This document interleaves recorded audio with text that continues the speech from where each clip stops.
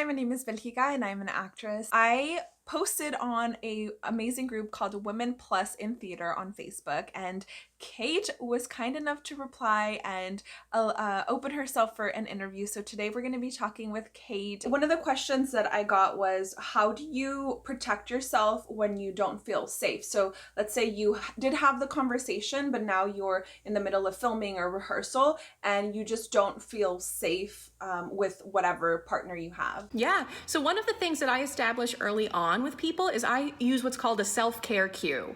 So a self-care cue is just a simple word or phrase that's not in any of the, language of the set, or something that is in the theater world, something like hold, which is what stage managers call to freeze all of the action because something catastrophic has happened and a set piece has collapsed or something like that. So I have everybody agree upon a self-care cue that works best for them. That could be candle, for example. As long as it's not in the script, we can say candle, and we all know that it doesn't sound right when we're saying, I love you, candle, right? It sounds like enough of a, okay, hang on, we need to check in for a second. So if we are able to establish that culture, that consent-based culture in advance, that alleviates a lot of the issues when we get to set and things aren't working. Now, let's say you're in a culture or working on a set where unfortunately that practice has not been implemented, or people aren't really open to this idea of, intimacy work. Then my suggestion would be is to document. One of the things that you can do is, as things are happening, if you say, hey, I'm really not cool with this, or I'm not comfortable with this, can we take a break for a second so I can talk to whoever's in charge? If there's an equity deputy on set, say, hey, I really need to take a break, I have to speak to the equity deputy. The more people you talk to in a chain and document, the better. And one simple way that you can document is sending an email to yourself on your phone.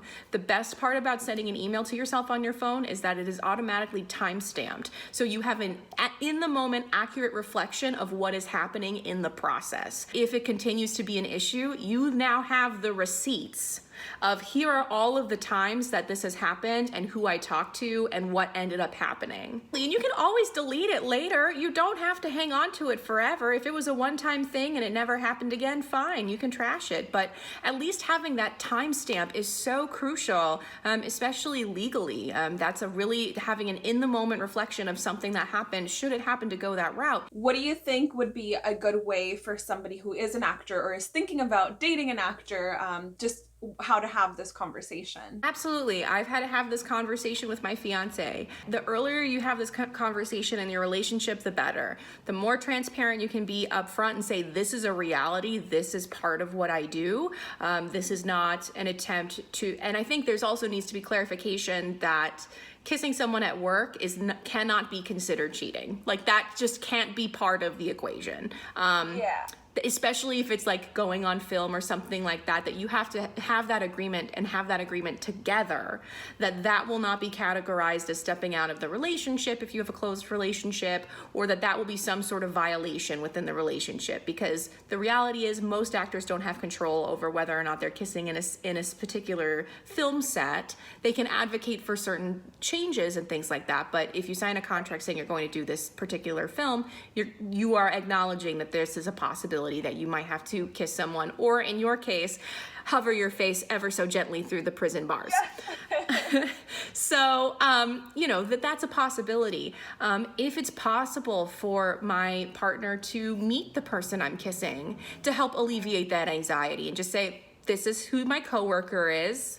He's really nice, and really refer to him as a coworker. This is my coworker, this is my partner, and they're two different people and two different functions. If they want to be, very involved in the process and they want to know, how is this happening? And you can go through and explain, we're going to really carefully choreograph it. We're going to write everything down so that way there's not any questions about what's happening. So we are very clear and very professional in our work. This is just part of what we do. The more that you can demystify it for that partner, the better you'll be, in terms of, if they even want to come to a rehearsal, talk to the producer and say, hey, listen, like, I just for my sake and peace of mind, can you just let her watch this scene? Can we work something out here?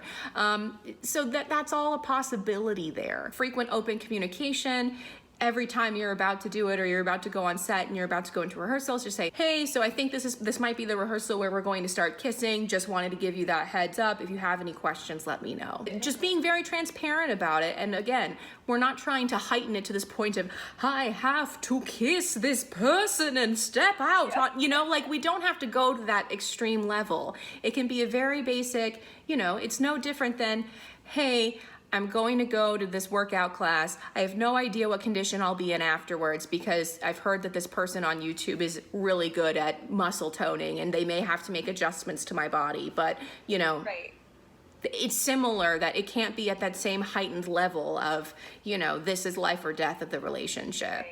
So the more that you can demystify for your partner, the better. If anybody else was like wanting more information and was like, okay, so like, is anybody going to be in the room? Then if you just give them the whole picture, they can really see that you're telling a story, you're in a rehearsal, you're not just sitting or standing There and are kissing. other people watching. Like, it's not a secret. It's not happening in the back alley. Like, it's happening in a set in a controlled environment that, you know, people are talking and they're trying to figure out the best angle to capture this moment.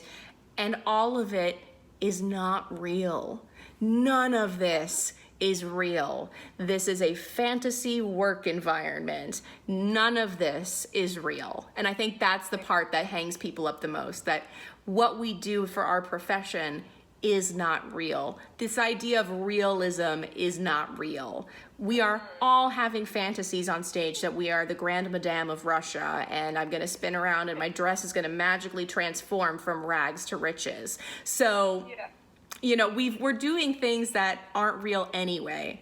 I mean, if we can buy into Star Wars, we can buy into kissing, right? Like that those are two separate things. And it's one of the things that I'm very upfront about, that this is something that is part of my work. This is not something that is part of my personal life. And I think it's really important because what happens often in entertainment is that we blur the line so frequently between the personal and the professional. The number of people I have known who have gotten into showmances and have left marriages or relationships because they thought they were in love with their scene partner, and then turns out it's just because they're doing this particular show at this particular time and there's not really anything they have in common, is pretty astonishing.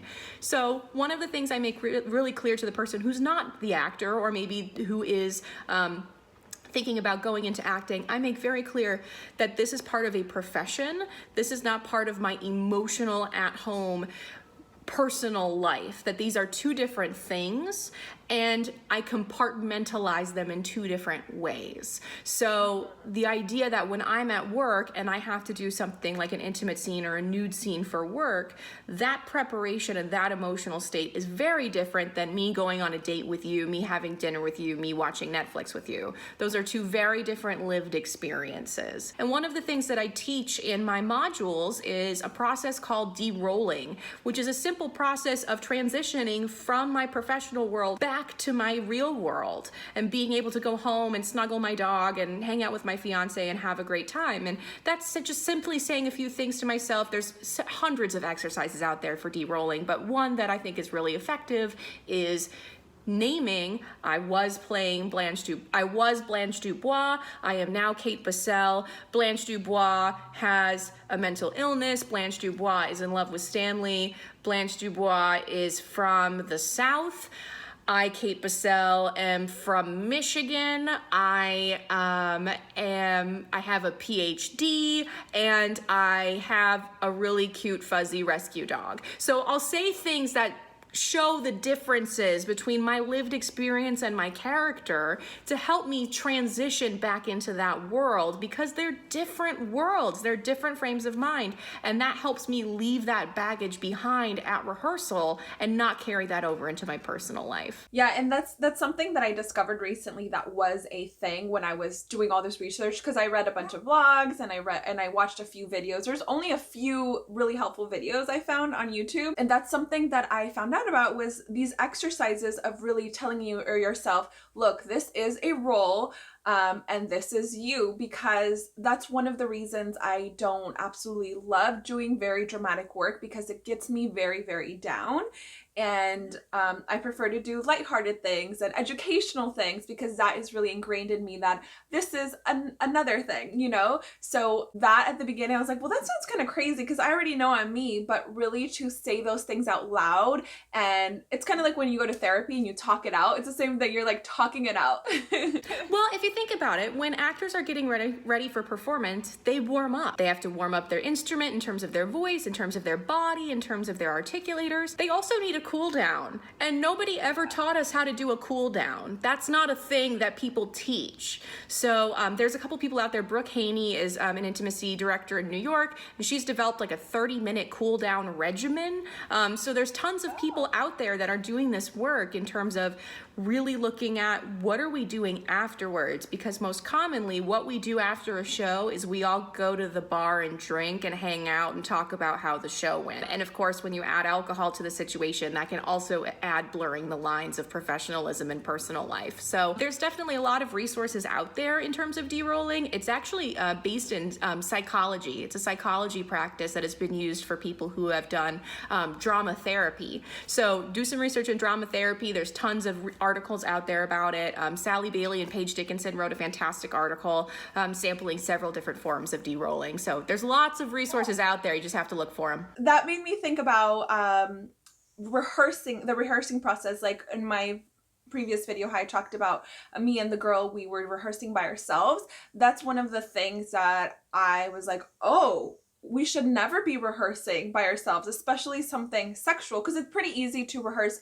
a monologue for yourself or rehearse a scene, by yourselves. But if the scene has any kind of intimacy, I would definitely say it's a red flag if anybody ever wants to rehearse by themselves, right? Yes, 100%. One of the things that I say for intimate scenes, and actually I require this of my students of any scene that I'm working on with them, is that they have to have a third party present. And it is an objective third party.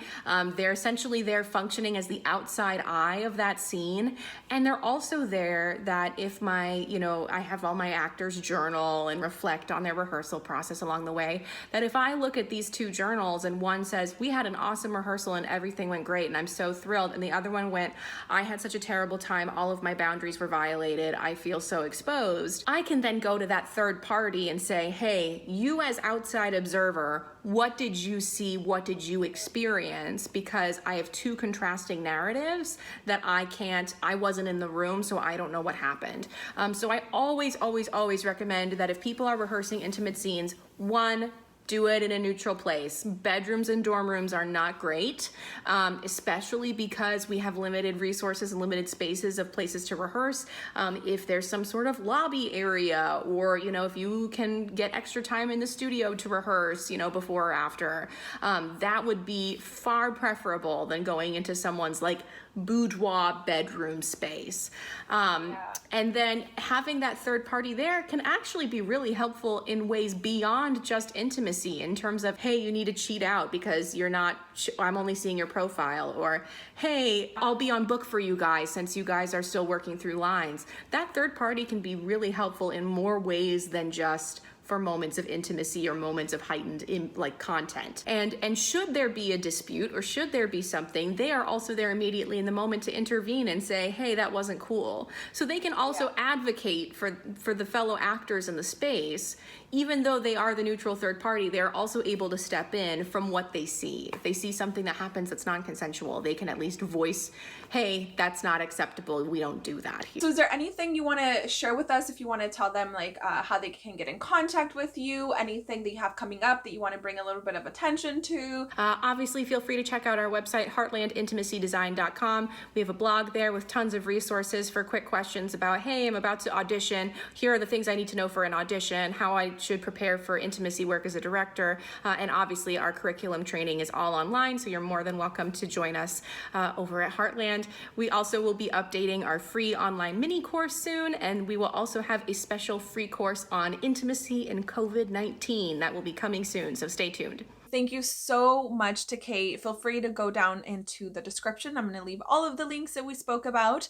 And at the end of every video, I feature another channel. This is today's feature. And if you would like to be featured on my next video, make sure to subscribe, like this video, and leave me a comment.